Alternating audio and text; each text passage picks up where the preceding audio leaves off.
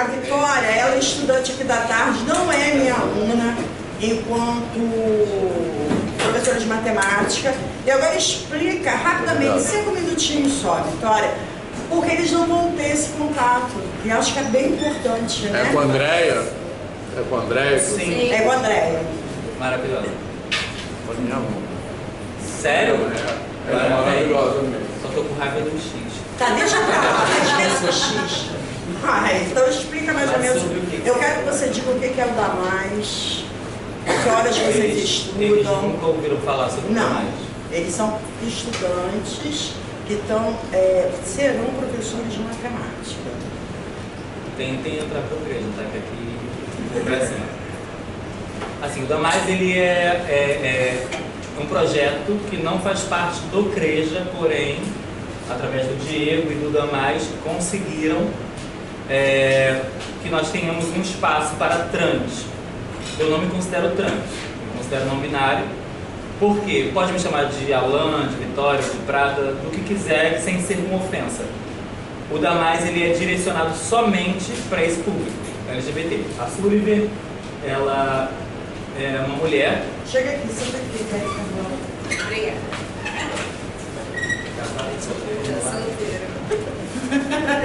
É marketing pessoal agora, galera. Peraí, solteira. E estudo na nossa classe porque estava com um relacionamento com um homem trans da nossa turma. E existe uma criança nesse contorno. Nessa história toda. E daí, mesmo ela estando separada, ainda existe o vínculo. A criança vem para a escola com a gente, a nossa também, né? Sim. Nós temos um vínculo maravilhoso. A turma do DAMAS é perfeita, os professores do CREJA em geral, direção, hoje já é a Isabel. Que foi estagiária daqui, hoje é a nossa diretora, tá? Sim, mas nós entramos na época do Diego. Só um nome mesmo, desculpa, eu não consegui pedir. O meu? Não é B+, DAMAS, D-A-M e mais. Dan de damas. D-A-M+. Isso. Dá mais. Com 2 M's? Não, Não. Aqui, ó. O sinal de mais. Aqui, ó. Ali, ó. Sinal de mais. Ali, ó. Tá no final. Isso. Ah, tá ali. E eu tenho vergonha de falar, porque ela pegou no baixo. Sim, gente, tá pegando todo mundo. Mas enfim, dentro do CREJA, o convívio que eu tenho, eu falei que eu queria ser reprovada, que eu não queria passar, porque eu não queria estar aqui de volta. Assim, se vocês puderem, eles fazem que vão fazer estágio aqui também, não? Eu adoraria. Se eles quiserem, quem quiser pode. Eles estão mais no começo do curso. É. Não começaram a estagiar. Mas vocês- serão vocês professores de vão- matemática. Show de bola, parabéns. E vocês, tipo assim, aqui dentro, vocês vão ter, por ser uma escola central, existem moradores de rua, ex-moradores de rua, pessoas que têm problemas de Esquizofrenia. isso. Só que aqui dentro é todo mundo muito bem abraçado. Seja Igual, da né? forma que Igualdade. for. Não tem diferença. Enfim, chega. Quer colocar alguma coisa? Não, na verdade, todos os professores sempre nos tratou normalmente, sem diferença nenhuma, tanto de gênero, quanto de sexo, quanto de personalidade, entendeu? Não teve diferença, todo mundo foi tratado como mulher, só tem um homem trans dentro da sala e ele foi tratado desde o começo como homem. E por ser a primeira vez nessa turma, eu sinceramente estou adorando, porque das outras vezes que eu estudei, desde a minha adolescência, da minha infância até a minha adolescência, é muito diferente, o tratamento é bem diferente, entendeu? Então eu vejo que existe um respeito e uma preocupação deles da forma de tratar todo mundo. Não tem colocação nem de gênero, nem de sociedade, muito menos da forma que se veste. Tem amigas nossas que vêm da forma que quer vir, mas da mesma forma é tratada por igual, entendeu? A forma que se fala, a forma que se pronuncia, normalmente. Eu acho legal isso, porque já teve escola que eu estudei e a forma de tratar foi diferente, independente da forma, da colocação pessoal e econômica. Tem uma colocação econômica se via pela fisionomia e quem não tem também se via e era tratada diferente. Já nessa turma não, é todo mundo por igual. Tem uma igualdade e eu acho muito legal isso. E é muito importante, porque todo mundo é igual, ninguém é diferente. Nós estudamos de 13 às 15 horas. Só que às vezes vai até às 17 porque tem oficina. Eu às vezes saio daqui que horas? Eu tava não, Eu fico por aqui, porque a gente se sente muito bem. Então, assim, é um acolhimento surreal. Sim. Muito bom.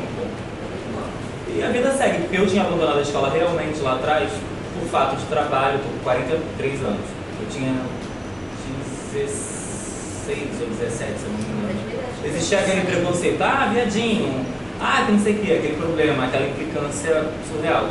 Aqui dentro, graças a Deus, não somos uns viadinhos, somos seres humanos. Sim. Pretos, brancos, amarelos, gordos, magros, temos que ser respeitados. Sim. E isso nem todo mundo sabe fazer. E aí a gente está aqui para entrar na luta. E sobre o YouTube, inclusive eu fui convidada para participar de uma roda de conversa, que até então achei que ia ter vários alunos ou alunas do ensino fundamental. E quando eu cheguei lá, era... Me lembro o nome? Quem? Silvete, São Paulo, não. Ela é da prefeitura, é bióloga e entrevistadora. Aí tinha uma outra professora da UERJ, preta, e tinha um outro professor da UERJ, que é amigo da Andréia e tal. Aí eu me vi assim, falei, cara, só eu, uma pessoa assim, sexta série, o que eu vou falar aqui? Eram quatro cadeiras, né? E aí começou a entrevista. Mas assim, ela me deixou mais tranquila quando ela começou a fazer. Pode ficar mais de novo, porque eu tô nervosa aí. Aí eu me posso. Aí eu tô ficando. E aí isso tá no canal do YouTube, foi sobre jovens e adultos na escola, respeito de gênero e de cor. Porque nós temos que entender, seja deficiente, seja o que for, desde o momento que você se preocupa em ajudar ao próximo e respeitar, isso flui muito bem. Agora, você julgar um deficiente, você rir da cara de um aleijado, você falar que o preto não pode ter cabelo liso, não pode ter cabelo louro, pode falar que o branco, eu queria ter ido de trança, só que não deu. Eu posso usar trança, eu posso ser louro, eu posso ser crespo, eu posso ser o que eu for, desde o momento que eu não agrida ninguém. E a sociedade precisa aprender isso. Então a gente tem que bater, lutar e ficar sempre na mesma guerra. A gente vai sofrer, vai. Hoje com 43, com 15, eu simplesmente fui dar uma informação em Botafogo e os caras seguraram meu braço e eu fui arrastado no asfalto. Tenho marcas aqui na minha cara, no meu braço e na minha mente, que eu não esqueço nunca aquilo. Hoje, se eu tiver num momento de pânico, só na rua, se vem um carro muito devagar, eu já faço assim, ó, já congelo. Mas tenho fé em Deus que essas pessoas estão pagando, não pagaram. Porque eu só fui dar uma informação e passei por isso. Foram 3 pontos aqui, aqui nenhum, aqui ainda existem as marcas do asfalto aqui assim, e na minha mente não vai sair nunca isso. Mas a vida segue, de repente eles têm um filho mais... O que eu acho que a gente tem que entender, né, o convite que eu fiz para elas, que passaram aqui na porta. Rapidinho, eu falei assim, caramba, sabe, eu estou com uma turma de estudantes que serão professores de matemática, seria muito legal um depoimento, porque enquanto professores nós precisamos entender que damos aulas para todo mundo. Uma coisa que eles fazem muito é incentivar a gente a não parar de estudar. Por mais que existam dificuldades, e a gente sabe que o preconceito existe em qualquer momento da nossa vida, não importa a hora nem dia, a gente vai passar por isso, mas eles insistem em permanecer, em botar a ideia na cabeça de não desistir de estudar, de buscar os nossos sonhos e as nossas conquistas, independente do momento, da hora e do lugar que a gente estiver. Por mais difícil que é difícil. A gente sabe que vai passar por situações que não vai ser legal, por ouvir piadinha daqui ou dali, uma olhada torta, a gente sabe que vai ouvir e vai ver, mas a gente não pode nunca desistir da nossa conquista e nem dos nossos sonhos. Uma coisa que é muito legal é isso, porque uma coisa que a gente já não ouviu, eu não ouvia muito, é o professor incentivar você a continuar o seu estudo e correr atrás dos seus sonhos. E aqui não, aqui é diferente. Todos eles, tanto que a professora de matemática até fala e se posiciona a ajudar. Que nem sexta-feira ela falou que vai dar uma aula pra gente de matemática, mas vai ajudar a gente a fazer currículo pra gente, que a gente possa procurar emprego, mesmo estudando.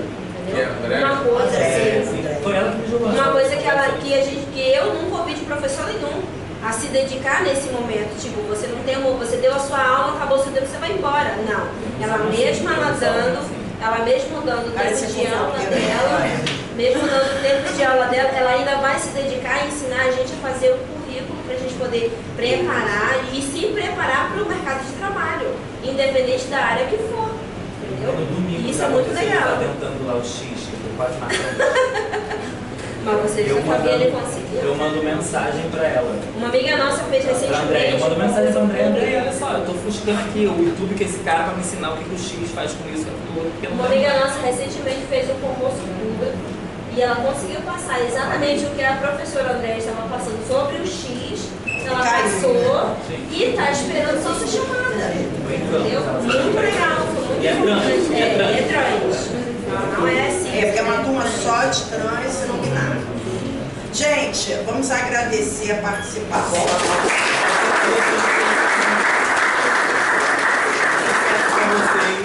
Façam por amor. Esse curso é muito difícil, né? Tirar tanta coisa. Mas já que estão focando, né? Igual ser médico, tem que estudar tanto também. Vitória, você parou de estudar com quantos anos, você falou? Ai, 16, né? vou lembrar. Eu acho que foi porque eu trabalhava, eu tentei estudar no Araújo de Porto Alegre, na usina, eu sou filho da usina, da Tijuca. E daí eu trabalhava no fórum, no restaurante, era drag queen em Niterói à noite e estudava. Aí naquela época a gente não gosta de estudar, não, eu tava com mais. Eu acho que eu já estava com 18 para 19, sim. Só que hoje em dia. Eu ia perguntar isso. Eu sou de Manaus. E lá eu parei com 16 anos. E detalhe, fizemos amizades, Sim. não com todas. Eu e ela Sim. já viramos amigas Amizades legal. verdadeiras. Eu levei até para levar para casa da doutora minha. Isso é amizade. Parabéns. Eu Sucesso já- para vocês. Eu só queria dizer que eu já tive uma experiência parecida com a sua, de ser chamado de viado na rua. Isso também ficou vários anos na minha cabeça, não foi arrastado no asfalto, mas foi um lugar, eu morava na Tijuca também, foi na Barão de Mesquita, e aí os meninos da escola... São José. Não, Eu estudei no Lojinha Troca. então aí, depois toda vez que eu passava naquele lugar, aquilo vinha na minha cabeça, assim. E eram meninos da escola que eu estudava, né? Assim, então sempre tinha o medo de encontrar com eles na escola, né? Assim. Então acho que é... Por isso que eu cheguei a abandonar na época do Lojinha Trota, que ainda era de dia, eu era adolescente, porque quando eu voltei para a sexta série na hora do Paulo de Porto Alegre, eu já estava mais madura.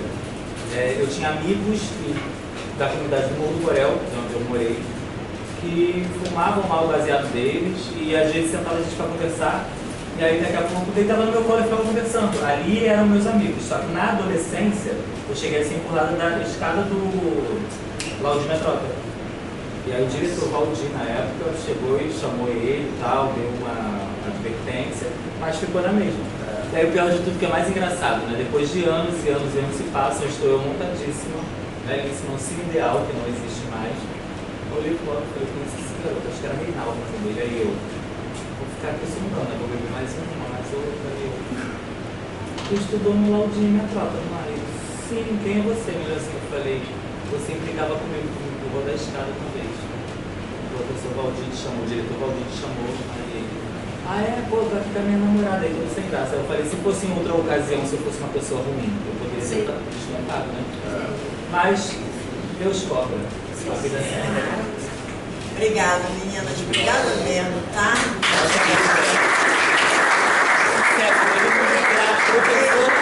Boa, perfeito. Tchau, gente. Imagino. Só 6 não é o suficiente. Então é isso. Eu aproveitei porque elas estavam passando, aí acabam vindo. E é muito importante também que a gente entenda, acho que vocês conseguiram perceber, independente de qualquer coisa, nós temos a questão religiosidade envolvida nessas relações. A gente sabe disso.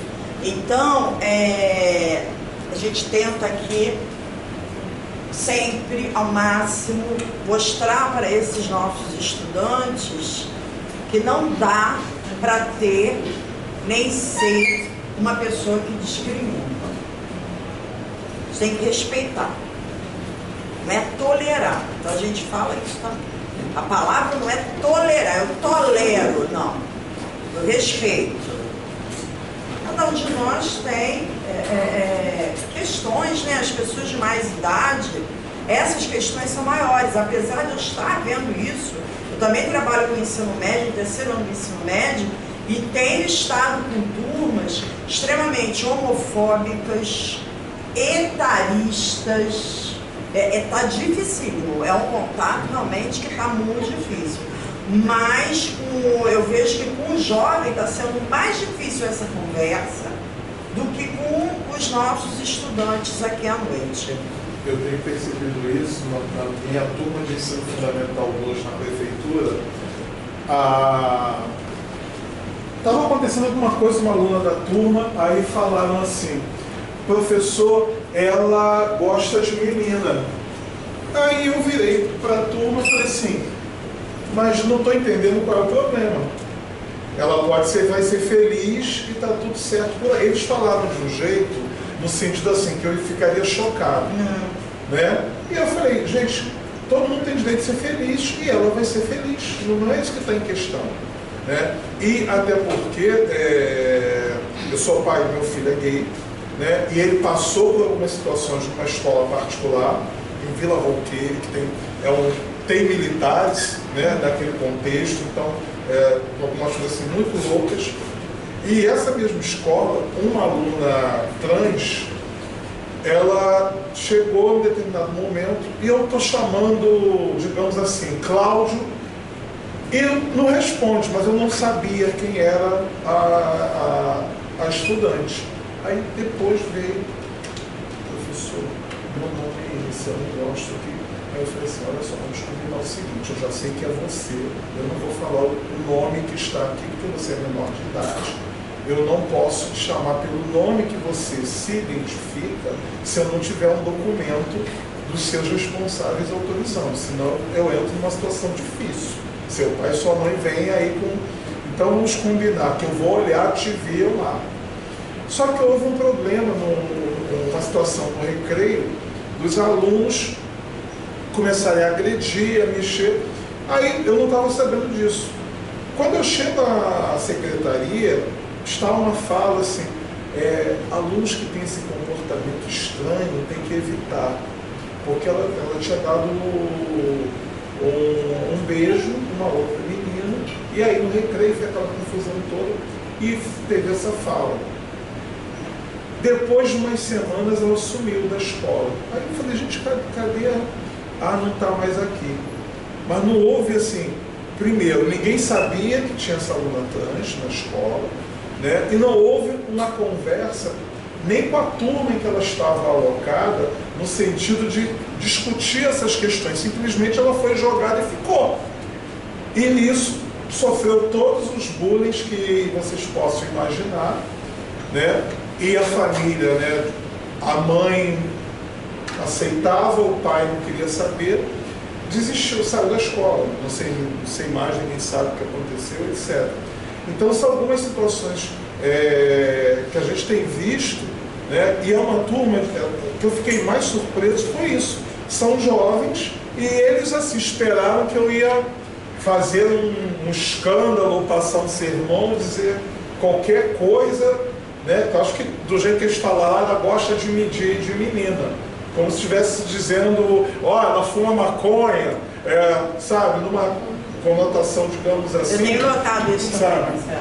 É muito preocupante. É preocupante, independente daquilo que a gente pensa, daquilo que a gente acredita, se gosta ou se não gosta, isso é uma coisa, mas não significa não saber tratar o próximo, ter cuidado com as palavras. E a gente que é professor tem que ter um cuidado redobrado com isso. A gente precisa prezar muitas vezes pela neutralidade, sabe? Porque a face, né? As nossas expressões, elas muitas vezes mostram o que a gente quer dizer. Então a gente precisa ter esse controle, até o controle facial.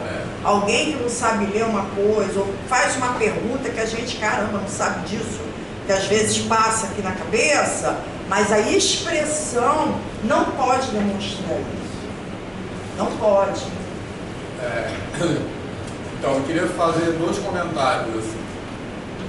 Primeiro, que eu acho que deu para perceber pela fala dos alunos e das alunas, que tem muitos fatores que se constituem obstáculos para a pessoa estar na escola, vamos dizer assim, entre aspas, na idade certa, né?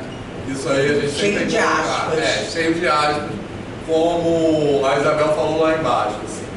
E esses fatores, alguns são, vamos dizer assim, externos da escola, como o pessoal relatou, teve aquela moça que falou, fiquei grávida, meu marido me batia, ou tinha que trabalhar na lavoura, vários fatores que são, vamos dizer assim, da sociedade. Mas tem fatores que são internos à escola, né, assim. E a fala da Vitória relata isso, né, assim. Eu fiquei até pensando na minha própria experiência, né, que eu, como homem gay, eu não fui muito vítima de bullying na escola. Assim, eu tive alguns episódios pontuais, mas não teve um bullying sistemático. E eu acho, eu posso estar viajando, tá? Mas eu acho que o que me defendia do bullying é porque eu era bom aluno. Então, tipo assim, os outros esperavam que eu ajudasse eles, entendeu? E aí, quando eu fui vendo que isso me defendia, eu fui investindo nisso cada vez mais, assim. Eu tenho essa impressão, assim, quando eu me lembro disso. Depois a gente vai ter uma aula aqui só sobre questão LGBT, que a gente vai falar mais sobre isso, beleza? Mas o que eu quero dizer é que acho que é muito importante a gente pensar que tem fatores dentro da própria escola que expulsam aquele aluno da escola, né, assim.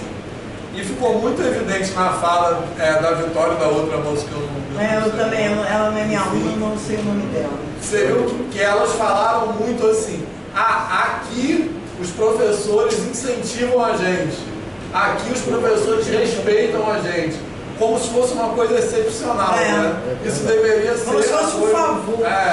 Isso deveria ser o básico de uma escola. E na UFRJ vocês devem perceber que também acontece isso, né? A UFRJ muitas vezes não respeita seus alunos. Assim. Então, acho que isso é um aprendizado muito importante da aula de hoje, né? Assim, vocês, como futuros professores e professores, como é que vocês vão olhar para aquele aluno, né? Então, isso é uma coisa que eu queria falar, sem querer me alongar muito, mas uma segunda coisa é que eu acho que na fala dos alunos também aparece muito uma coisa que Paulo Freire fala que vale sempre, mas na EJA eu acho que é mais evidente, que é o seguinte: o aluno não é um pote vazio, né? Que é isso que Paulo Freire chama da pedagogia bancária. Então os alunos, eles não chegam para a escola sem nenhum conhecimento, eles trazem experiências. E na fala dos alunos que estavam no começo da aula, né, da experiência de vida que eles têm, da experiência de trabalho, isso não pode ser desconsiderado nem desqualificado, né? Assim, eu acho que nunca na escola, mas na EJA isso fica mais assim. Mais claro, mais visível, mais evidente mesmo. A gente vai até falar um pouquinho disso agora, entendeu? Está aqui. Aqui, né, a gente faz esse ano 20 anos. O CREJA faz 20 anos. Esse lugar, essa estrutura, ela seria para a Secretaria de Saúde, porque não sei se vocês sabem, os funcionários públicos, quando tem que ficou doente, determinado tempo, tem que ir na perícia do seu órgão, e aqui seria esse lugar. Só que o espaço é inviável. Na Presidente Vargas não dava para parar. Né? Como é que alguém de cadeira de rodas, todo aquele tempo, tanto que é por isso que foi escolhido por conta do elevador que nós temos, né? Mas aí a Vera Messetti, que ela foi uma militante muito forte de educação de jovens e adultos, ela conseguiu esse prédio e foram acontecendo algumas modificações. E agora essa é a nossa casa. Então a gente está aqui desde 2004, eu estou aqui desde 2007, então já debutei aqui e qualquer outra coisa parecida com essa palavra também. Amo isso aqui, eu gosto de trabalhar com os adultos, eu gosto de trabalhar com os jovens, a gente aprende todos os dias, eu não estou completa. O Lilda que quer perguntar? Fala. Todos os quadrinhos aqui na parede foram eles que fizeram? Aqui eu posso até explicar que foi o trabalho que eu fiz com eles. Lá sim, tá? Eles têm língua inglesa no bloco 2. Eles têm língua inglesa. Essa turma não. Viu? Que ela falou, mas eu ainda vou aprender inglês. A turma dela, o bloco 1, eles têm artes e educação física escolar. E o bloco 2, ele já tem o inglês e educação física. Então tá aí. Oi, desculpa, fala. Eu queria saber, a EJA não é divulgado, eu, pelo menos, eu não sabia. Não fala isso, não, gastaram todo o dinheiro público. Mas eu não sabia, juro pra não, senhora. eles estavam colocando muito no metrô. Aquele Edmilson falou lá no RJ. Eu acho que deveria ser mais divulgado, porque tem muita gente que não sabe. Eu, pelo menos, não sabia disso. Nas escolas tem, mas aí quem tem filho na escola do município vê a divulgação. Mas às vezes a gente tem chamado isso, sabe? A gente tem chamado isso de chamada atenção. pública. Nós temos chamado isso de chamada pública e está nas redes. Instagram e por aí vai. Mas Desculpa ainda estar falando isso. Mas tá certo, porque é a visão externa. Eu até falei com meu filho, sabe? eu não Quem é o conheço. seu filho? É o Igor. O Igor. Pai é maneiro? Ah, então tá bom. Os sempre Filho é maneiro? Ah, então tá bom. Deixa pra lá, esquece. É melhor esquecer, porque já estava dando sermão nele lá embaixo, cai de 2 pessoas aqui. Ah, porque ele tava batendo papo? Brigando. Leva um tapão daqui e vai parar lá fora. Ele tá pensando o quê? A senhora acredita que 2 crianças, para mim é 2 crianças, todos 2 com 20 anos, Deixa eles brigar. não falam Daqui a com o pouco outro. eles vão falar, não se esquenta a cabeça disso não. Sua mãe de filha também, esquenta a cabeça disso não. Mas você ouviu, Igor? Ouviu, Taimar?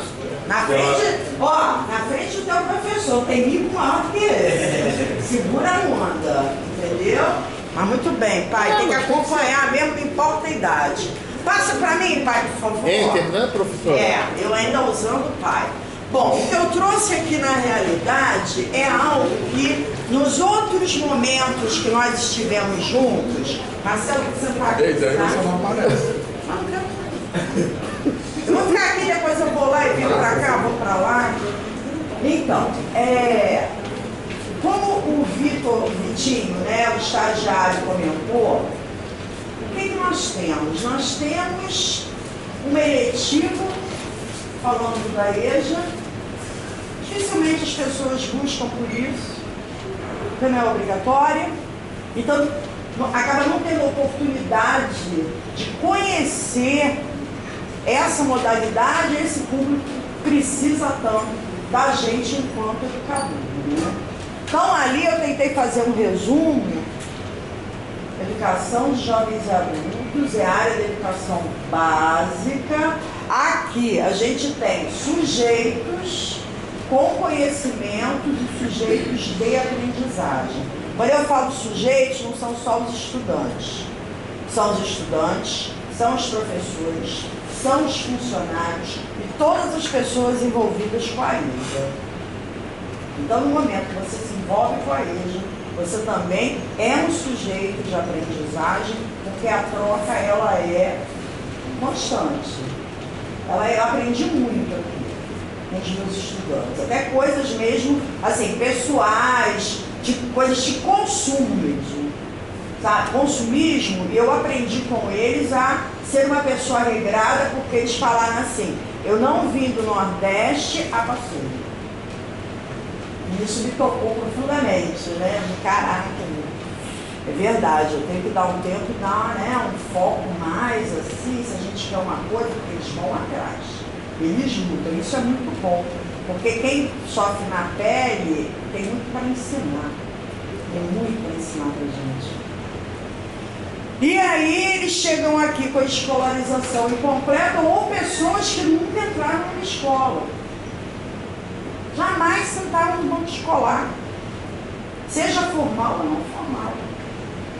Então, é todo o respeito que a gente tem que ter por esse cidadão, por essa cidadã. Vira para mim, pai. Pai, qual é o seu nome? Anderson, melhor assim. Então, aí é que eu trouxe um breve histórico, um negocinho rápido, que vocês podem fazer uma leitura silenciosa, onde a gente fala ali da LDB de 96, quando ela altera um artigo da Constituição de 1988. E aí a gente tem, de uma forma mais clara, a EJA, né, sendo considerada como uma modalidade de ensino. Uma modalidade. Então isso é uma questão de esfera nacional. Eu fiz muitos recortes. Só mesmo para vocês terem ideia, eu não sei se vocês têm contato com isso na faculdade, tá? Anderson. Aqui eu trago essa trajetória na cidade do Rio de Janeiro. Então a gente inicia ali em 84. Olha lá, quantas escolas? Cara, tá escrito ali, ó. 3 escolinhas só. E qual era o propósito dessas escolas? Atender quem? Jovens de que idade? Então a gente não pode reclamar que na EJA nós temos jovens. Porque a EJA, no primeiro momento, no município do Rio de Janeiro, ela foi o programa de educação de jovens para atender essas pessoas que ainda não eram alfabetizadas. Então, às vezes a gente reclama, tem jovenzinhos atrapalhando, mas não, foi feito em primeiro lugar para eles, não é? Qual é a forma, as estratégias que a gente usa é uma outra coisa. Também não vou ficar lendo, porque quem quiser tirar foto, eu depois envio para Vitor, tá? Fica a critério dele depois. Passa, por favor, Wilson. Aprendeu onde é o enter, agora a gente não para mais. Então ali, em 85, ou seja, um ano e pouquinho depois, você tem a ampliação para 20 CIEPs, que era o sonho do Darcy Ribeiro, essa estrutura, para você dar condições àqueles que não sabiam ler nem escrever, a voltar para a escola sem ser numa sala de aula com criança de 11, 12 anos, que aí realmente você não se identifica, né? E ali tá bem claro, né, que era o Programa Especial de Educação, formado por Darcy. Pode virar. Em 87, tanto professores quanto estudantes passam a exigir que isso seja ampliado e que seja à noite, porque até então era de dia. Então, estudante trabalhador, como que ele ia conseguir estudar? Então a gente começa ali, né, a aumentar a questão do PEG e pode virar, para dar continuidade não só na alfabetização, para dar continuidade, porque terminava, era alfabetizado, acabou, tchau. E a gente sabe que politicamente isso também há um interesse em cima disso. Aí depois é implantado o ensino regular noturno. Aí sim, você começa a ter a classe trabalhadora conseguindo tomar seu lugar, seu espaço dentro, não só da alfabetização, como do final do ensino fundamental 1 e dar continuidade ao ensino fundamental 2. Que era a antiga oitava série, hoje 9º ano. Pode virar. E aí a gente tem as funções que são atribuídas à educação de jovens e adultos. A educação de jovens, então não é no EJA, é na EJA, não é o EJA, é a EJA, tá bom? A gente sempre tem que colocar isso bem claro. Então nós temos lá, né, a inclusão no trabalho, o aumento de escolaridade e educação permanente, que conversam o tempo inteiro. Não há nada estanque. Elas conversam o tempo inteiro. Então vocês viram aqui que nós tivemos estudantes que falaram o quê? Comecei a ler e escrever, voltei por conta do trabalho e ao mesmo tempo eu preciso me atualizar por causa desse mesmo trabalho. Então isso é muito cíclico na educação de jovens e adultos. Pode passar, Anderson, passa. Agora a gente vai falar um pouquinho da dimensão pedagógica, eu estou aqui para ficar enchendo o saco, porque ninguém babando comigo aqui, tá? Tem todos de acordar. Então, ali o que eu tenho? A estrutura. A gente aqui tem um centro de referência, então CREJA significa Centro Municipal de Referência de Educação de Jovens e Adultos. Isso significa a sigla CREJA. Além de ser um centro de referência, o que tem dentro do CREJA? Uma escola, que é onde essas pessoas que vocês conheceram estudam, aqui dentro nos espaços do prédio. Por que uma escola exclusiva? Por que essa palavra? Porque ela é voltada exclusivamente para o estudante da EJA. Então tudo é pensado, voltado para eles. Então sejam orientações curriculares, seja material, seja o que a gente vai trabalhar em sala de aula, o planejamento é exclusivamente para estudantes de educação de jovens e adultos. Hoje na cidade do Rio de Janeiro nós temos 4 escolas assim. O CREJA, né? E nós temos os SEJAs. Então nós temos um SEJA na Maré, um SEJA na Avenida Brasil, que está do outro lado, e quem mora lá não pode vir para cá, quem está cá não pode ir para lá, então tiveram que abrir 2 espaços distintos. Já falei do Jacari, Jacari, Maré, Avenida Brasil e o CREJA. O mais novinho foi Jacari, ele abriu um mês antes da gente ter que entrar em lockdown. Logo assim, foi um mesinho de contato, veio a pandemia. Aí aqui eu trago mais ou menos como que a gente trabalha, né? Obviamente nós temos documentos, a EJA tem uma sequência de documentos norteadores, tanto no âmbito geral, nacional, como também no municipal. Então, tudo aquilo que a gente faz está dentro desse norte, somos norteados por essa legislação, por essa documentação. O PPP, todo mundo já ouviu falar em PPP? Se não ouviu, eu ouvi falar um dia na parte de didática. Projeto Político Pedagógico. Então nós temos uma característica aqui muito diferente de lugares que eu já trabalhei em escolas particulares e até mesmo na escola do Estado. Como assim? Esse projeto político pedagógico às vezes vem pronto para você. Está pronto na pasta, né? E aqui nós trabalhamos durante quase um ano para construir o que vigorou entre 2017 e 2021. Estamos em processo para reconstrução desse projeto político-pedagógico, porque a gente não é estanque, tudo muda, o mundo muda, as pessoas mudam. O projeto político-pedagógico é voltado exatamente para alimentar essa estrutura que a gente vive. Então, precisa ser coletiva. No primeiro, inclusive, que a gente começou lá em 2016, para finalizar e começar a atuar em 2017, todos os nossos funcionários, quando eu digo funcionário, vai parecer, mas não é lógico? Não é lógico, isso não acontece em qualquer lugar. O pessoal da segurança participou, o pessoal da Conlurb participou, todo mundo participou, cada um no seu espaço, dizendo que pensava para cada parte que constitui o projeto político pedagógico. Então isso é muito importante, a gente ouvir todo mundo. Os estudantes também foram ouvidos. Isso acontece toda hora? Não. A gente está no momento conseguindo fazer efetivamente isso, está mais espaçado, porque muita coisa que chega no CREJA. Então, a gente fica enlouquecido aqui. Vocês imaginam quanta coisa vem, quanta coisa a gente tem que devolver, tanto para o estudante quanto para a secretaria, enfim. Os centros de estudos, às sextas-feiras, os professores, eu, que de matemática, o Rodrigo, que é de história e geografia, Marcele, que entrou agora, que é de biologia, né, de ciências, e professor de língua portuguesa, nós ficamos juntos com a professora do PEJA 1. O que é PEJA 1? O EJA 1. É exatamente a alfabetização até a antiga 4ª série.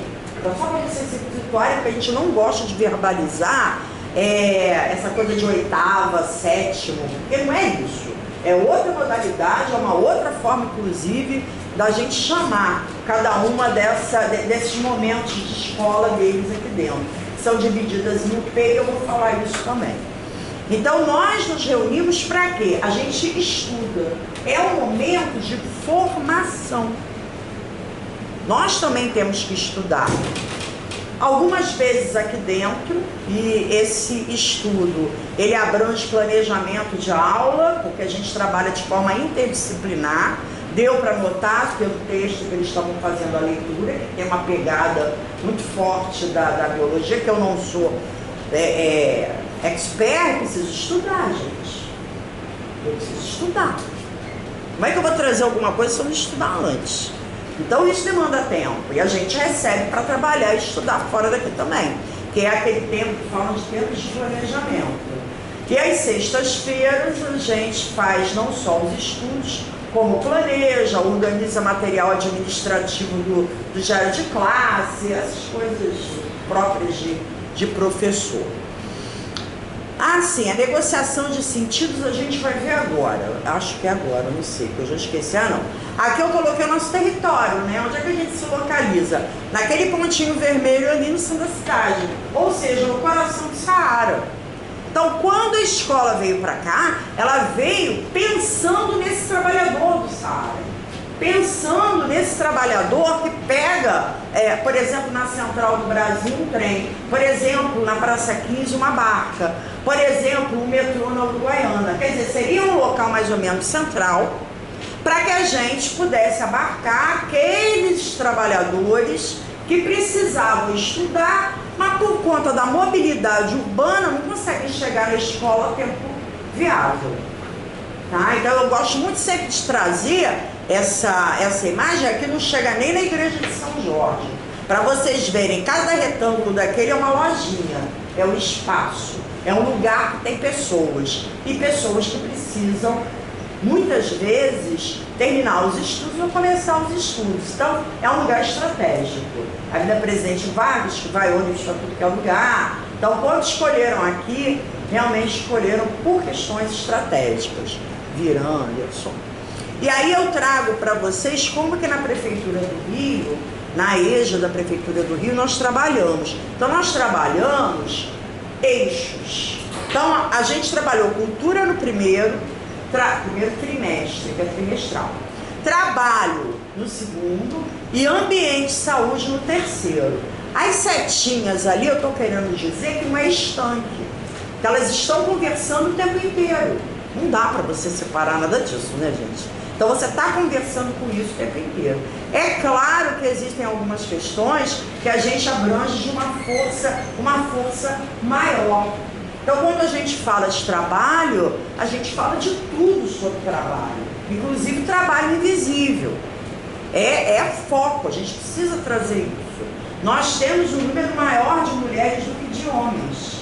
Dá para ver de olhar na própria comparação da turma que estava aqui com vocês.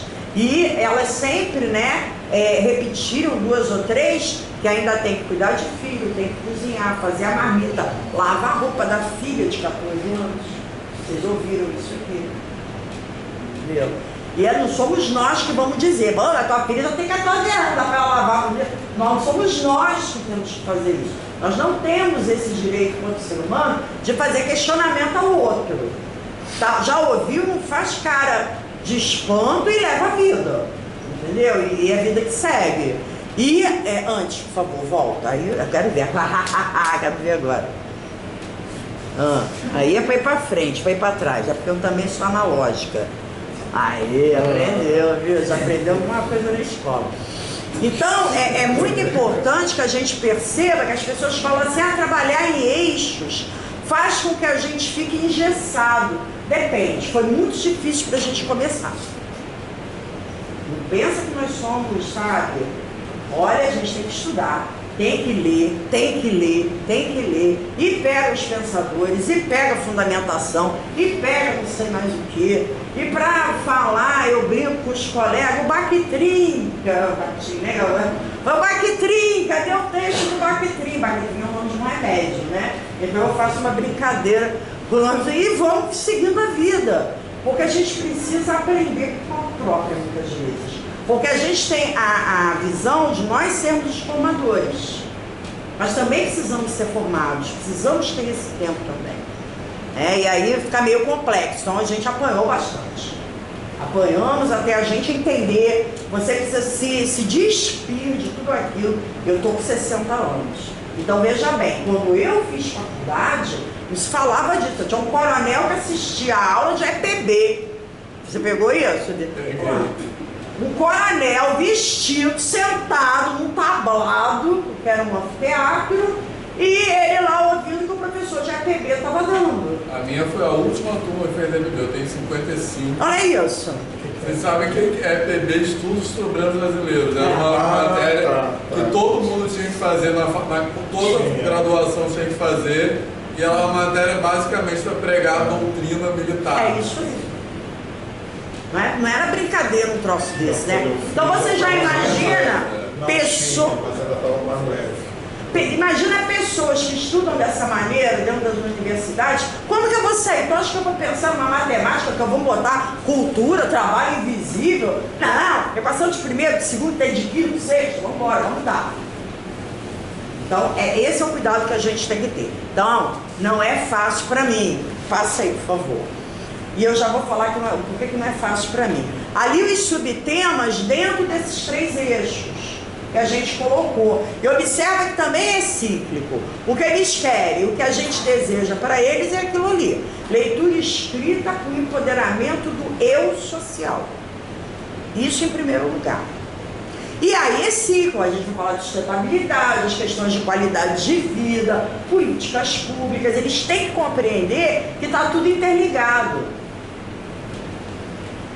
Passa. Bom, aí vem o nosso pedaço da matemática. Esse eu vou ler. Então tá aí. Questões inquietadoras e permanentes para quem ensina matemática. Alguém quer ler o primeiro para mim? Quer, se não quer, vai ler. Vamos embora, gente. Sou o Vitor Bonzinha, não, vozinha não. Vai, alguém lê. Estão com vergonha de ler? Igor, lê por favor. Que é o único que eu sei, o nome é você. A culpa é seu pai. Lê por favor, Igor.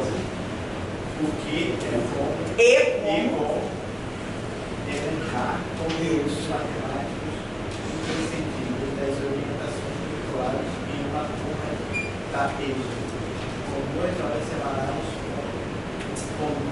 semanais ou componentes curriculares, sem ser reducionista, que abarque a criticidade que os eixos temáticos impulsionam. muito bom.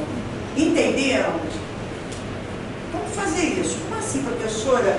2 horas. Eu só dou 2 horas para essa turma aqui por semana.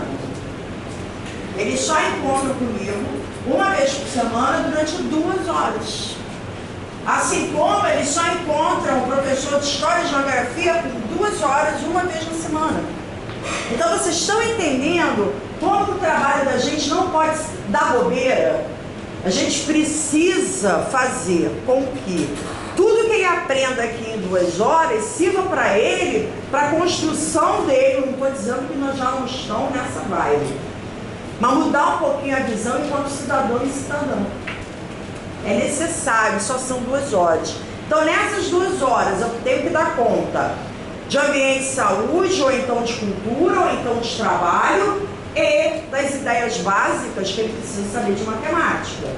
Porque ele estudou, quando estudou, um caderninho de probleminha, caderninho de continha, né? Quem quer ler o outro rapidinho, que eu não quero prender vocês até aqui meia-noite não, vamos embora. Qual seria o melhor modo de relacionar o que acontece no mundo com o conteúdo escolar da matemática? O que se apresenta nas aulas dá sentido ao seu modo próprio de matematizar. Né? Porque cada um deles tem uma forma de pensar matemática. Eu sempre falo com eles o seguinte: vocês tá errado, mas vai sempre ter um que vai querer atravessar Presidente Vargas com o sinal aberto. Automaticamente você vai matematizar com mais ou menos essa velocidade. Eu já sou meio aqui usada, né? Não dá para dar uma corrida rápida, né? Então eu tenho que pensar: será que esse intervalo de tempo me serve? Será que esse intervalo intervalo de tempo me serve? Essa vibe como você. Não é? Aí a gente, né? Fechou, parou todo mundo, aí eu... Mas é isso, eu não vou estar matematizando, então isso é natural, é da natureza humana. Quem leu o terceiro? As ações pedagógicas contribuem para elevar a compreensão e percepção do uso da matemática como uma ferramenta crítica, contribuem para uma efetiva participação cidadã? É isso. Eu acho que essa se auto-explica, né? Não precisa nem haver comentário nessa terceira. E a quarta, quem lê? Quero ouvir uma voz de mulher agora, né? Apesar das diferenças geracionais existentes em uma mesma turma, o que for proposto se aproxima dos anseios das de pessoas da classe trabalhadora que resolveram retornar ao ambiente escolar normal. E aí? Porque nós temos, nesse caso aqui do exemplo de hoje, não. Mas nós temos jovens junto com pessoas de mais idade. Quando você tem uma turma com 10, 12, mas e quando você tem uma turma com 30? Como fazer isso? Olha o pepino que a gente tem na mão enquanto profissional de educação. Como fazer isso? Como mediar isso? Então, são ou não são perguntas inquietadoras? E não são permanentes? Olha, vai voltar isso na tua cabeça, porque você precisa o tempo todo estar fazendo uma leitura daquilo que você faz dentro da escola, dentro do seu trabalho, dentro daquilo que você abraçou para ser, que é professor, especificamente de matemática, que é a mais temida das temidas, né? Vai, por favor, Anderson. Aí eu trago, né, a questão está ali. A resposta para essas indagações seria uma outra pergunta. Qual é a pergunta que está escrita ali? Quem vai ler em voz alta? Lê para mim, eu quero ouvir voz de menina, vai. O que você sente vontade de aprender durante as aulas de matemática? Essa é a pergunta que eu faço. Eu jogo para ele o problema. Eu sou especialista. Sou metida, eu sou especialista. Arrasei agora. Agora eu arrasei com tudo. Mas assim, eu não sou a especialista? Sou. Ele vai dizer o que ele quer. E eu sei como que eu tenho que desenvolver o que ele quer. Então sou eu que tenho que dar conta da forma que isso vai chegar a ele. De uma forma que ele, enquanto adulto, que já foi tanto colocado para fora das salas de aula, não desista mais uma vez. Eu não posso fazer aquela matemática dura que excluiu uma vez. Eu preciso ter esse cuidado. E mesmo com cuidado, eu vou continuar sendo a bruxinha que vai na vassoura para casa. Isso não tem jeito. Tá, é algo que está ali, né? É estrutural em relação ao professor de matemática. Então aqui eu trouxe o seguinte. Olha lá, eu não enxergo mais nada, tá, gente? Então eu vou chegar mais aqui perto. Então tá lá, ó.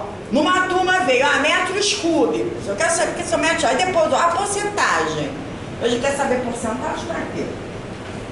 Você quer saber porcentagem? Sei lá, eu falei, sei lá não. Eu quero saber porcentagem para quê? E aí você vai instigando o cara, porque você sabe para que ele quer porcentagem.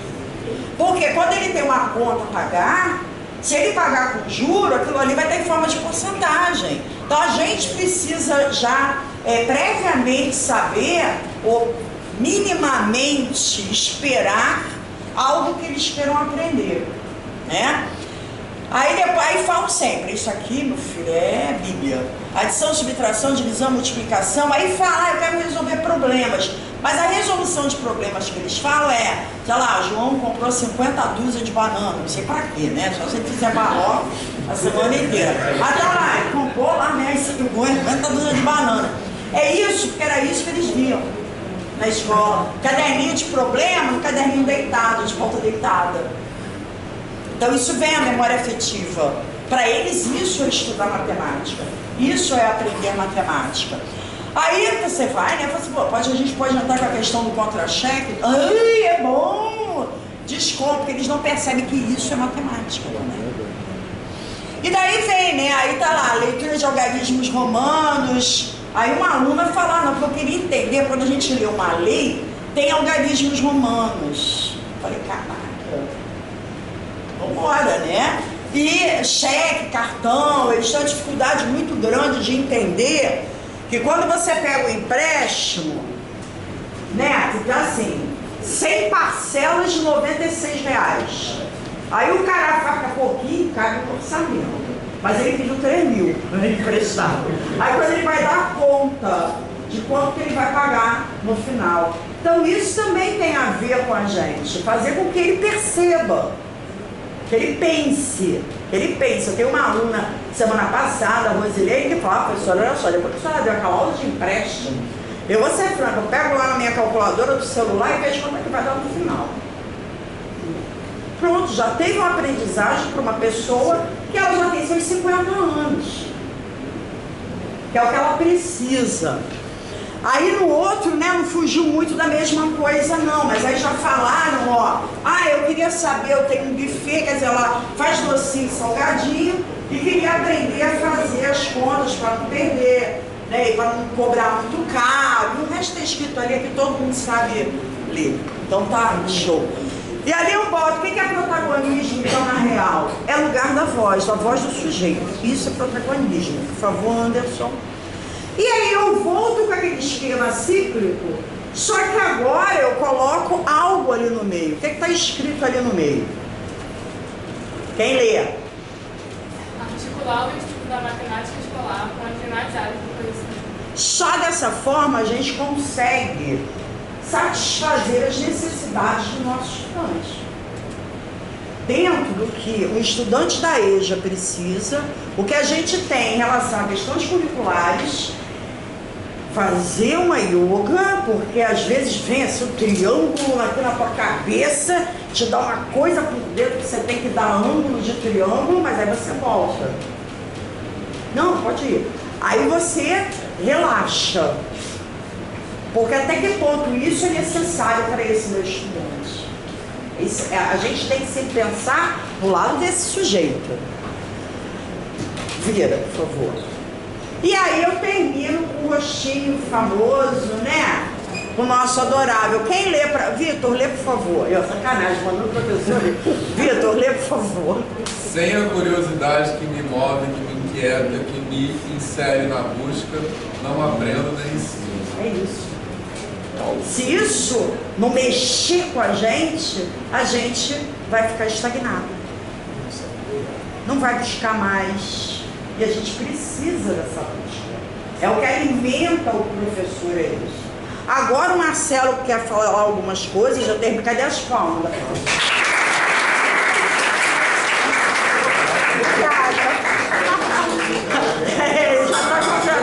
Eventos aqui da escola. Obrigada. Eu que tenho que agradecer 15 minutos, então vou pegar só o essencial, que você já adiantou várias coisas aí que tem a ver. É isso, ainda. Tá. Vou parear aqui o. Faz esse negócio aí, porque. Que era Smart View. Então. Eu só sei ver hora e relógio de ponteiro, tá, gente? Então, me entenderam a piada. Ih, pelo menos. Só no controle ali. Tem como colocar para aceitar, por favor? No controle da TV. Tá em cima. Aí. Bota só aqui. Para aceitar. Ok. Sei que é, né? Aqui. Não entrou? Foi.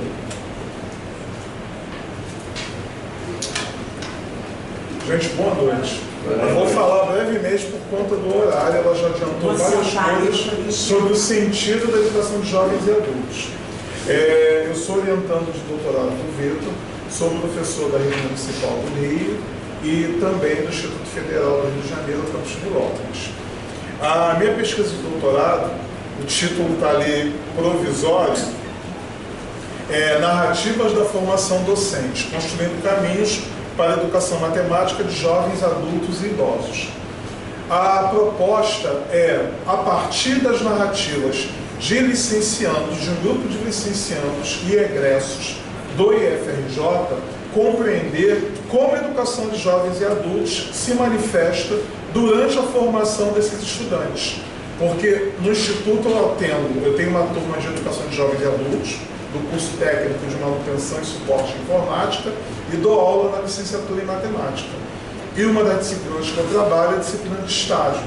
E no momento do estágio sempre me chamou muita atenção, porque ninguém queria fazer estágio na turma de EJA. Só queriam fazer estágio ou nas turmas do ensino médio diurno, os alunos ideais, né? Ou nas escolas particulares do entorno, etc. Então eu precisava fazer alguns convencimentos, né, para trazer um grupo, para experimentar, conhecer, né, porque eles serão professores. E no momento que eles entrarem na rede municipal, estadual, etc., ele não vai chegar e dizer, olha, eu só quero dar aula para esse grupo. É o que vai caber para ele. Então, a partir dessas observações, isso me levou a pensar nessa proposta, por conta da vivência na EJA. Aquela foi uma confraternização de fim de ano, da minha turma que está no 4º período. Né, tem ali 2 estudantes do Residência Pedagógica que toparam participar, a professora de arte que está ali com crachá, o rapaz ali com o escrito gamer é aluno da EJA, um jovem, que é monitor do auditório, né, e os outros são os estudantes. A carinha ali escondida são as crianças, né, filhas dos alunos ali da turma. Então tem essa mistura, né, a cada semestre eu posso ter alunos mais velhos, jovens e alunos mais velhos, todo esse contexto. E muito do que elas falaram aqui, principalmente, né, as mulheres, vou pegar só uma frase de uma estudante.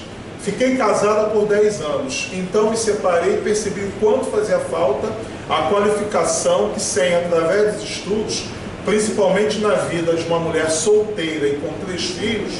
No entanto, que eu não consegui identificar o que ela escreveu, no entanto, quando eu entrei para o IFRJ, percebi que voltar aos estudos me devolveu muitos sonhos. Eu coloquei do jeito que eles escreveram. Então, é trabalhar com esses sonhos, com essa retomada da vida, dos seus projetos. Tá? E por incrível que pareça, quem quis escrever foram as mulheres. Tá? Então, coloquei alguns trechos ali, para ter essa ideia dessas trajetórias. E que muito do que elas disseram aqui, só não posso correr. Pensou bem ali na presente parte. Ainda bem que eu fui a todos os bailes que eu quis ir na juventude. Eu também. Não vou carregar essa vontade. Muito tem a ver com o que o Arroio fala nesse livro aqui. Passageiros da noite, do trabalho para a EJA. Itinerários pelo direito a uma vida justa. Então são vários percursos que vocês ouviram aqui que fazem parte da vida desses estudantes. E isso me inquietava de um aluno sair da licenciatura com aquela ideia que ele vai dar aula no Elite, vai dar aula no Colégio X, vai dar, no caso da Baixada, no Colégio Y, tá aí os estudantes da EJA. Ele não vai querer dar aula, ou ele vai querer repetir na turma da EJA, como se ele estivesse dando aula lá na turma do PH, preparando e espantar esses estudantes novamente para fora da escola. Meus pais foram alunos da EJA, terminaram a escolaridade, e eles não saíram da escola, porque eu e meu irmão estávamos junto com eles ali, dando apoio e ajudando. Porque da forma como acontecia, eles seriam postos novamente para fora da escola. E aí, nesse contexto, que eu penso que a licenciatura precisa olhar não só para a EJA, mas olhar para as questões de gênero, olhar para a educação inclusiva, porque nas reuniões, eu tenho que ter mais tempo para dar aula de cálculo, preciso de mais tempo para dar aula de física. Mas quando ele for para a sala de aula, ele vai ter um aluno trans, ele vai ter um aluno da educação de jovens e adultos, vai ter um aluno cego, um aluno surdo, um aluno com TDAH. Então, diferentes situações vão acontecer ali. E ele vai fazer o quê? Ele vai continuar ensinando fatoração e esquecer aquela sala de aula real que ele tem.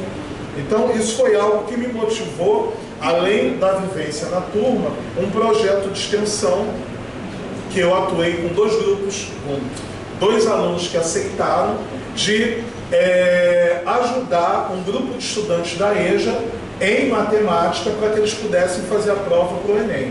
Então a minha proposta do projeto nasceu a partir dessa vivência, nesse projeto de extensão e como professor da EJA. Tá? Vou pular aqui as falas. Depois pode compartilhar. Pode compartilhar. Tá? E aí eu vou pegar a fala aqui da professora Maria da Conceição Fonseca, tá? Que ela diz justamente para quem são esses sujeitos da EJA.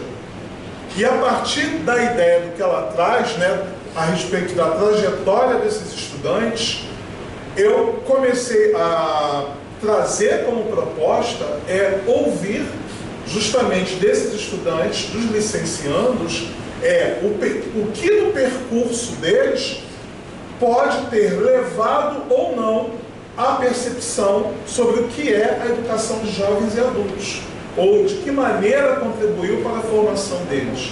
Então eu vou trabalhar com narrativas. Narrativas são histórias. E essas histórias que eles vão me contar, por meio de uma entrevista que não é pergunta e resposta, eles vão falando. E no momento que eles vão contando essas histórias, elementos da trajetória deles dentro do curso vão aparecendo, como um aluno, por exemplo, que ele trabalhava e estudava numa outra instituição pública e que ele não se sentia acolhido. Ele não se sentia acolhido ali por não entender que ele precisava trabalhar. E ele desejava fazer o curso superior. Então ele parou, desistiu.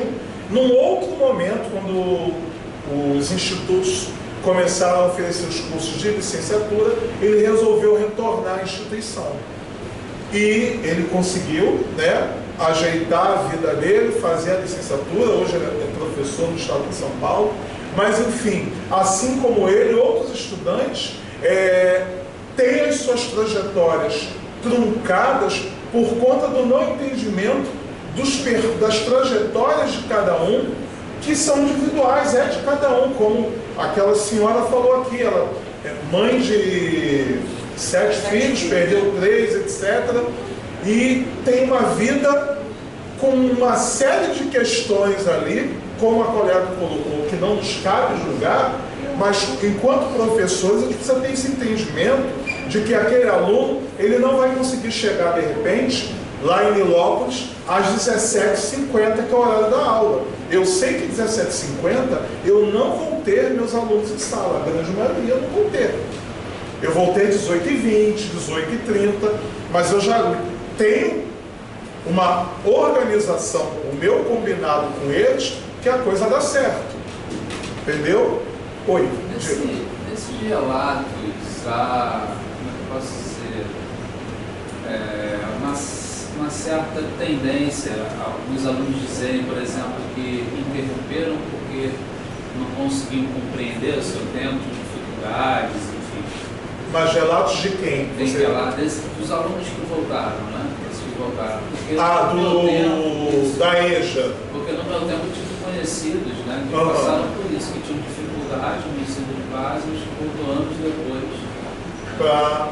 No caso, aí as narrativas, eu estou trabalhando com os licenciandos, um grupo de licenciandos e egressos. Mas das estudantes da EJA, lá no início do slide, houve casos. Um aluno, não sei se eu cheguei a colocar ali, de dificuldade na escola e foi tocar a vida e voltou num outro momento. Isso aparece. Falha do próprio sistema.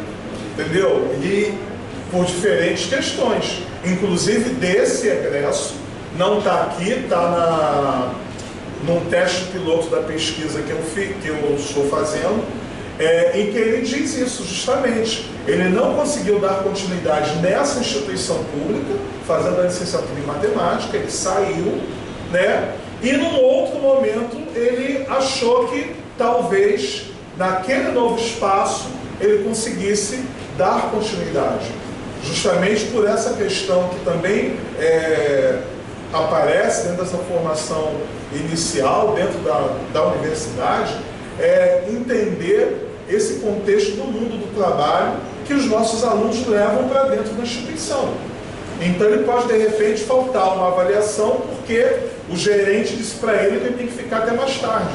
E aí eu tenho que pensar que vou marcar um outro momento para ele fazer. Nós temos um aluno que ele é responsável pelo setor de informática no supermercado da Baixada Fluminense. Ele ainda não conseguiu formar porque por várias vezes ele perde as avaliações. orientações. E aí depende do colega ter esse entendimento, mas aí a instituição também entender que é preciso oportunizar a ele uma outra possibilidade, uma outra dinâmica para que ele possa dar conta. Ele tem uma família, ele vai largar o emprego. Então ele me disse uma vez, professor, eu conseguiria fazer disciplinas agora. Eu chego depois do horário da prova. Se me deixarem fazer uma segunda chamada, no outro horário eu faço.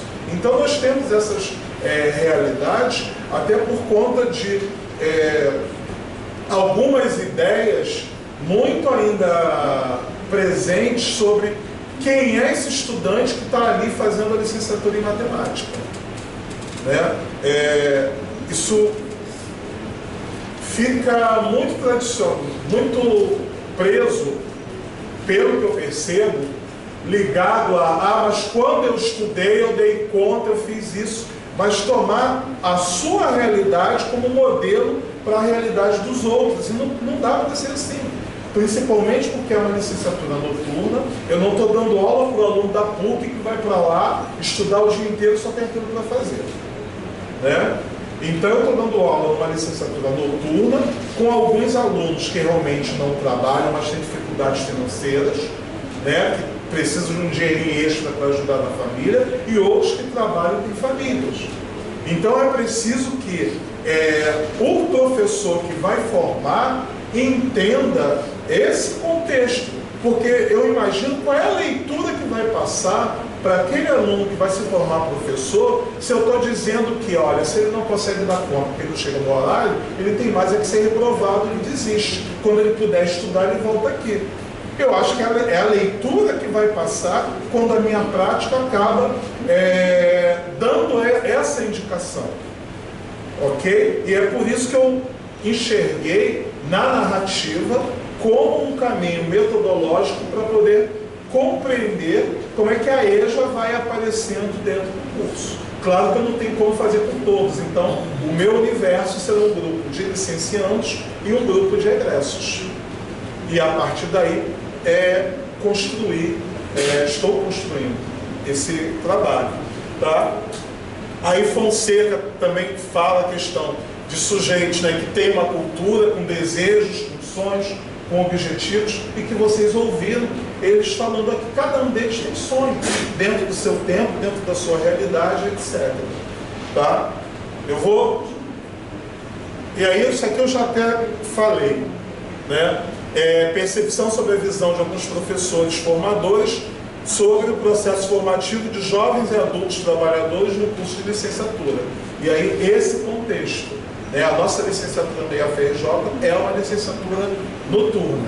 E nós temos desafios. E alguns dos desafios envolvem justamente esse olhar, esse entendimento de quem são esses estudantes que estão aqui. Nós estamos na Baixada Fluminense, né? Nilópolis é um município pobre dentro do contexto da Baixada, tá?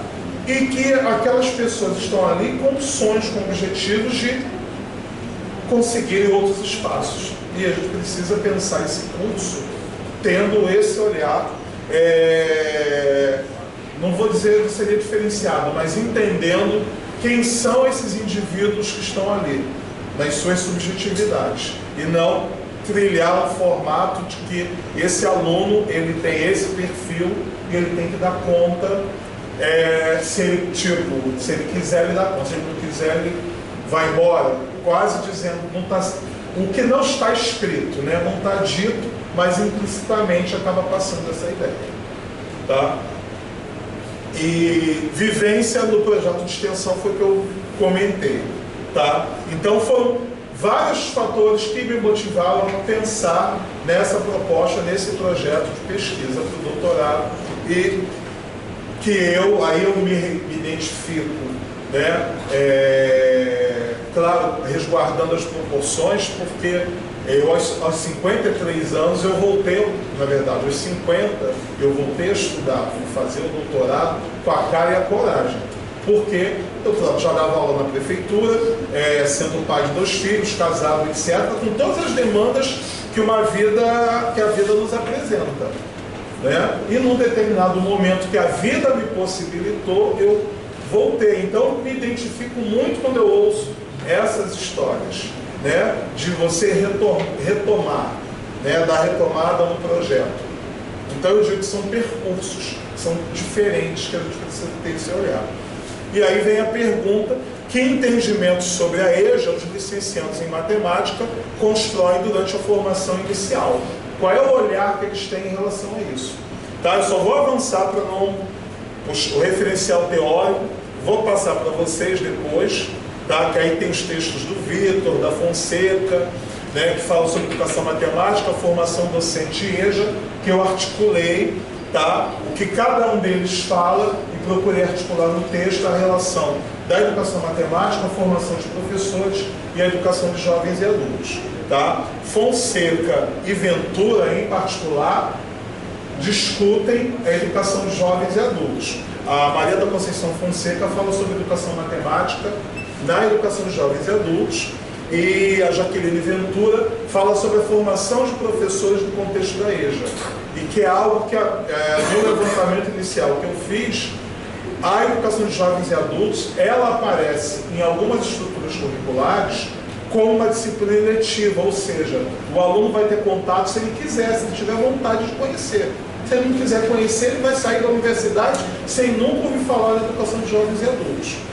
A Universidade Rural tem um estágio, 4 estágios, o campus Seropédica, em que o aluno, o estágio 3, eu acho, 3 ou 4, não lembro agora, em que ele precisa ter um contato com a EJA.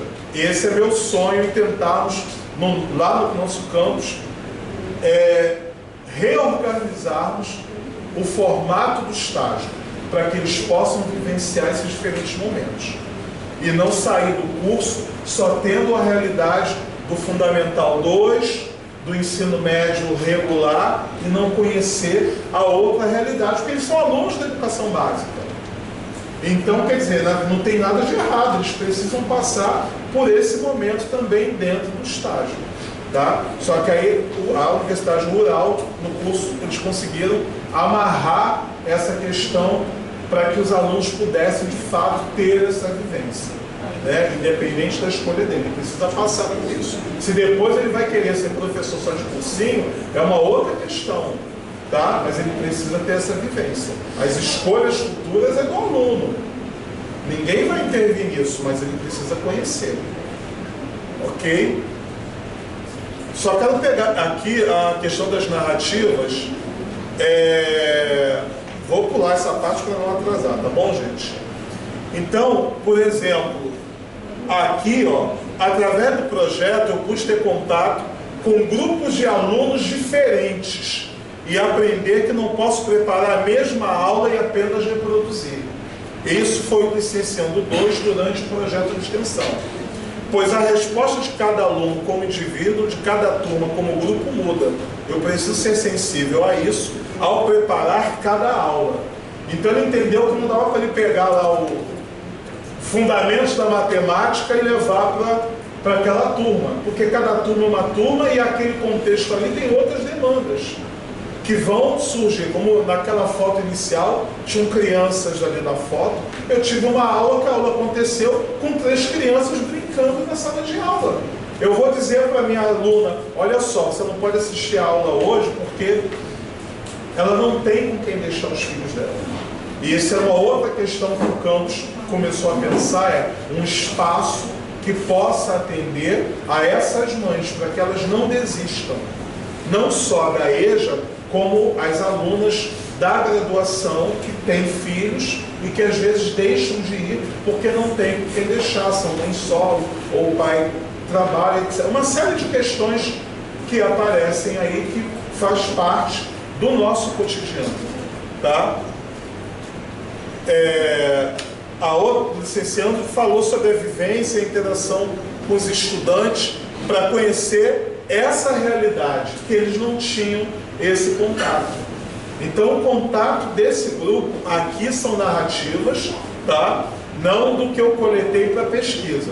Eu trouxe as narrativas do grupo que participou do projeto de extensão. Então foi o primeiro contato deles com a realidade da educação de jovens e adultos, e até entender quando, num determinado momento, um grupo de estudantes não pôde mais ir aos sábados, porque chegou o mês de novembro, surgiu a oportunidade de ganhar um dinheiro extra no comércio, e eles precisavam ou sair mais cedo, era sábado de 8 a meio-dia, o shopping abre às 10, então eles chegavam até 9h30, 10 horas, dependendo do horário, tinham que sair porque eles precisavam ir trabalhar por conta desse emprego do período de Natal.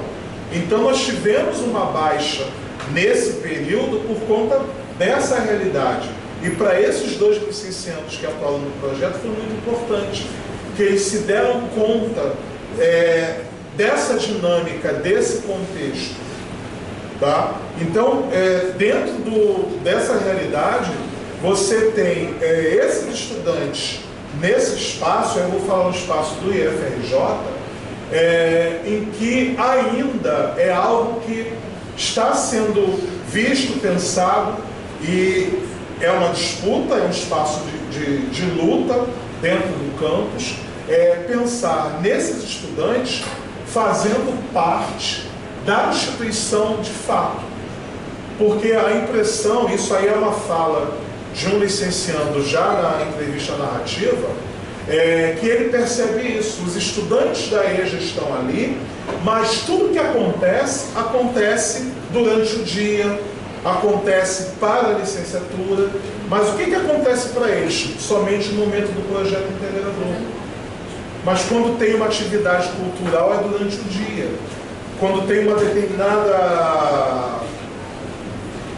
tem o Cine Anquito, que é um projeto tem um momento que passa um filme e depois tem discussão. Isso acontece durante o dia, não acontece à noite. E pode ser que eu tenha alunos ali que não tenham possibilidade de ir ao cinema, de repente, até por uma questão financeira. Hoje o cinema está 15, 18 reais. Né? Então, quer dizer, estou chutando. Acho que é na quarta-feira. Na quarta-feira vai estar 15, 18 reais. Mais ou menos isso. Então, entender o espaço que eles ocupam dentro da instituição e como a instituição vai torná-los de fato visíveis ali, não só alunos, são os alunos da EJA. Eles precisam realmente ocupar aquele espaço e serem vistos. E aí, os serem vistos é entender em tudo que vai ser ofertado, não só para os alunos do curso de UNO, do técnico em Química e Controle Ambiental, mas também para eles. Assim como bolsa de iniciação científica. Nós conseguimos lá atrás, um aluno da EJA, uma bolsa com um projeto de iniciação científica. Foi a primeira vez em que para a gente foi algo assim, foi tipo quebrar a roda. Vamos mudar isso? De colocar esses estudantes também como bolsistas no projeto de iniciação científica? Mas eles trabalham. Mas nós vamos organizar isso e eles vão participar. E aí nós conseguimos, pelo menos naquele momento, ele participou do projeto muito bem. E isso para a gente foi algo que mostrou, tem um caminho aí que podemos seguir. Tá? É desconstruir essa ideia em relação ao que é a EJA como alunos, que alguns alunos às vezes eles ficam surpresos quando eles chegam e ouvem as respostas dos estudantes a uma determinada tarefa. O olhar deles diz assim: nossa, mas eles sabem isso, eles pensaram. Teve uma questão que eu coloquei que era de sequência, então eles tinham que perceber o padrão, e ele explicou como é que ele raciocinou, né? Esse aluno da graduação, ele achou que ele ia usar a fórmula do termo geral da PA. Aí eu disse para ele: gente, mas ele não precisava disso. Ele percebeu o padrão, ele foi fazendo e encontrou. O que me interessava ali é que ele percebesse que tinha uma regularidade, qual era o padrão. Eles não sabiam que era uma progressão aritmética, não era o objetivo, naquele momento não era o objetivo. Isso iria acontecer num outro momento. O objetivo ali era percepção de padrões e regularidades. Eles conseguiram identificar aquilo dali da forma que quisessem. E isso foi o trabalho. Agora me chamou a atenção esse olhar do estudante de surpresa. E é justamente isso que eu Você esbarrei. Gente.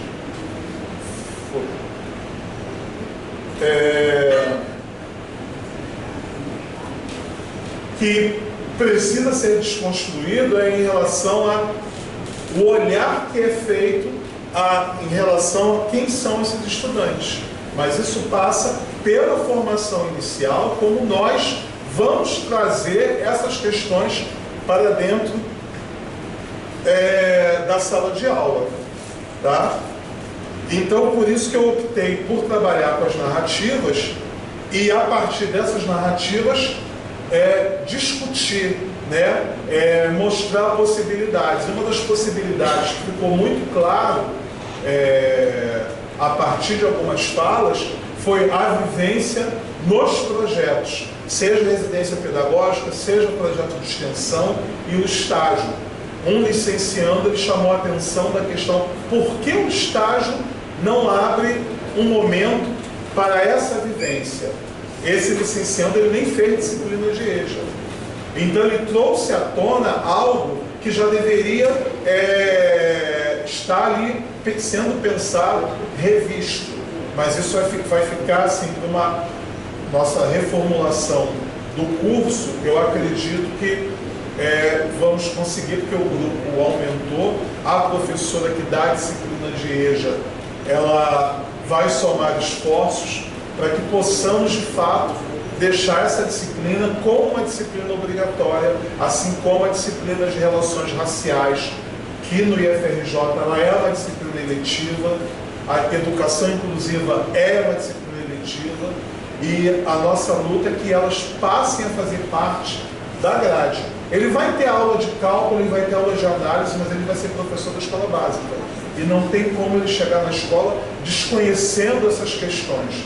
Como as duas falaram aqui, e eu digo, a escola ela precisa ter esse olhar, esse entendimento, senão você manda essas pessoas para fora da escola mais uma vez, não só os adultos, mas os adolescentes que não estão num determinado perfil esperado, como foi o caso que eu comentei da aluna trans, né? Ela não estava no perfil que a escola ou a turma achava que ela precisava ter, e ela foi embora da escola. Se ela está estudando ainda, eu não sei. Então, é nesse contexto que eu estou construindo a minha proposta de pesquisa na tese de doutorado, nesse olhar da relação da EJA na formação inicial do professor de matemática, a partir das narrativas desses licenciados. Tá? Eu peguei assim, aqui foram do grupo do projeto de extensão, tá? Do grupo que eu já comecei a produzir os dados, eu não coloquei aqui. Tá bom, gente? Eu corri porque por conta do tempo. Então eu fiz uma faladeira, né? Eu fiz uma síntese aqui para dar um panorama e uma ideia a vocês de qual é a proposta da pesquisa. Eu acho que deu para pegar a ideia. Eu acho muito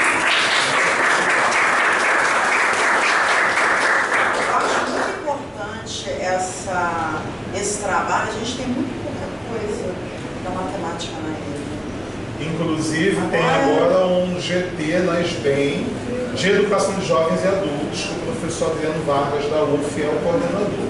O GT já existe. E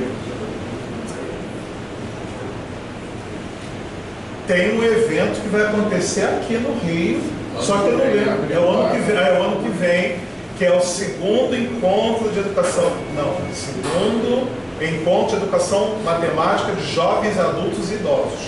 O ano passado, 2022 foi em São Paulo, na USP, e foi fantástico. Você estava lá? Eu, Vitor, o Oscar. Aí eu fiz uma prévia do meu projeto na apresentação. Então foi assim para sentir como seria, e foi fantástico. Principalmente eu não conhecia a proposta da EJA em São Paulo. No caso, foi a EJA da cidade de Perus, né, que é dentro da cidade, um bairro, né, de São Paulo capital, e uma escola toda voltada para a educação de jovens e adultos em diferentes horários. E esse evento foi organizado com um grupo do Instituto de Matemática da USP e um grupo de professores do CIEJA, São Paulo e CIEJA, é isso. E um grupo... CIEJA. O Diego até foi lá. Então foi um evento assim fantástico e que o ano que vem vai acontecer aqui no Rio e que vale a pena vocês participarem, conhecerem, entenderem. Vai ser aqui, tá? Vai ser aqui, não creio. Ah, vai ser aqui?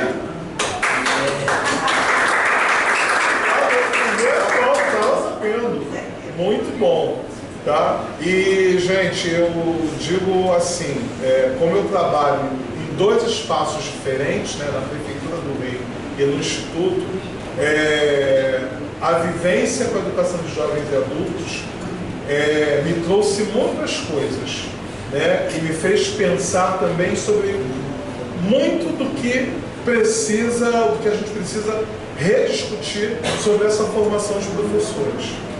E a troca com eles, assim, no nosso momento do cafezinho, nós temos um momento do cafezinho e aí eles vão falando das suas questões, dos seus sonhos, dos projetos, dos problemas. E você também vai dialogando e vai trocando com eles.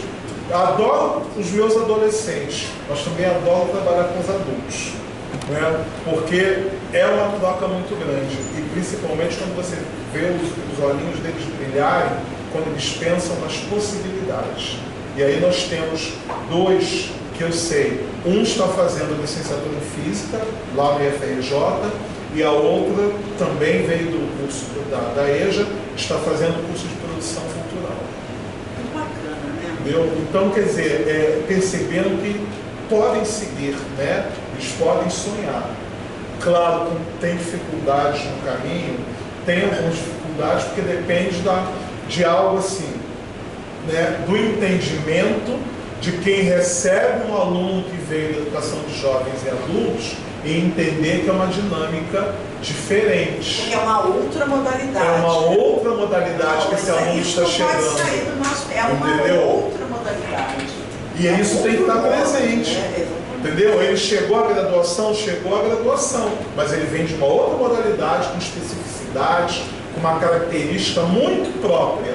Não quer dizer que eles não sejam capazes, não é isso. Mas as peculiaridades dessa modalidade, elas estão presentes. E eu preciso ter esse olhar, não dá para ignorar isso. Eu achei muito bacana, legal mesmo. Eu estava curiosa, porque o Vitor já tinha falado, o Marcelo ia fazer, eu falei, pô, legal, minha hora de aprender agora, né? Porque é bem bacana você ouvir o outro, é necessário essa troca de pares. A gente se alimenta, entendeu? Você se alimenta, o outro vai te dando força para você continuar agindo, porque tem hora que você dá uma... já que é o RH, eu quero aposentar. E daqui a pouco você toma de novo uma... eu gosto do que eu faço, eu me encontro muito na EJA. Deixa eu só parar. E assim, desconectar. Pronto. E eu, quer dizer, eu trabalhei, quando eu comecei a dar aula, eu trabalhei com adultos numa escola técnica particular, eram adultos, trabalhadores, e que eu não tinha essa dimensão do que era a EJA, né? Agora, tive um panorama, tá? Gente, obrigado. Valeu. Muito bom, né? E vocês têm alguma coisa para falar? Não, eu vou mandar o Vitor e aí ele compartilha, tá bom, gente? Tá show.